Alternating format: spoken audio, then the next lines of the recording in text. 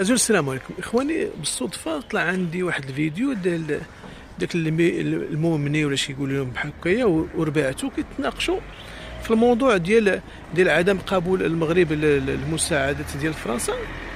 وكنلقى النغمه ديال الناس كيتكلموا كأن المغرب ارتكب جريمه وباننا لا وحنايا والضحايا وخصنا ناخذوا من التميه، وعلاش المغرب ما ياخذش على المغرب، شنو كيتسحب راسو المغرب، واش المغرب كيتسحب راسو ما عرفتش شنو هو، وبان الملك راه تا هو راه كان في فرنسا، ومادام انه كان في فرنسا كيداو فرنسا علاش ما غاديش يقبل، وان الام ديالو راه كاينه في فرنسا و كنتسائل دابا هاد الناس هادو اللي لسنوات هما مصدعين ريوسنا بحقوق الانسان بهادي ما تهادي، ما فهمتش انايا والحريه والبلاد وكتحسوا بان هازين الهم من البلاد وكيسحب راسهم ملي فعلا هازين شي حاجه للبلاد. اذا ما كنتفاجئ بان الناس تيتكلموا بنفس النغمه ديال الفرنسي بشكل